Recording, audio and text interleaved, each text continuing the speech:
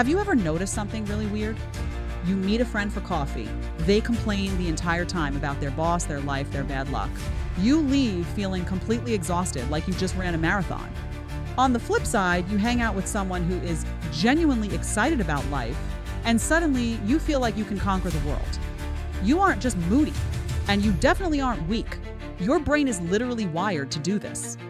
Psychologists call it emotional contagion. It means your emotions aren't just yours, they are highly contagious. Think of your brain like a sponge with a built-in Bluetooth connection.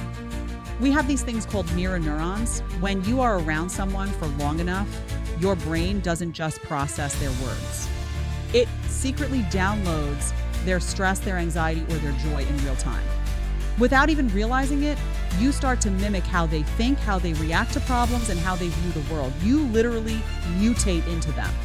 That's why that old saying is 100% a biological fact.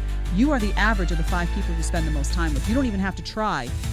Your environment simply drags you along. And this is where almost everyone gets it wrong. If you want to change your life, stop reading endless self-help books trying to fix yourself in an empty room. Change your environment first. Want to be more positive? Stop forcing yourself to smile and just go stand next to people with good energy.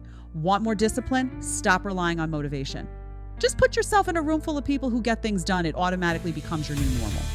But if you're swimming in a toxic pool of complainers, I don't care how strong you are. You can paddle all you want, but the current will eventually drag you under.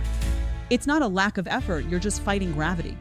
And here's something most people completely miss. This isn't just about your friends. It is massive in your romantic relationships.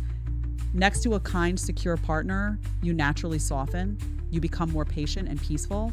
But next to someone who constantly criticizes you or makes you walk on eggshells, you slowly turn into a defensive, bitter, and anxious version of yourself.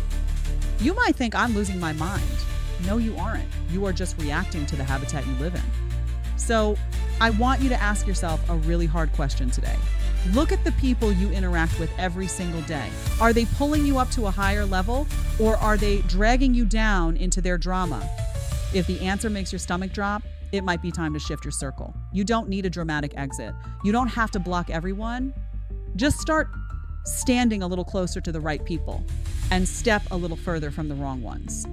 Because at the end of the day, your future isn't just decided by your habits. It's decided by who you sit next to.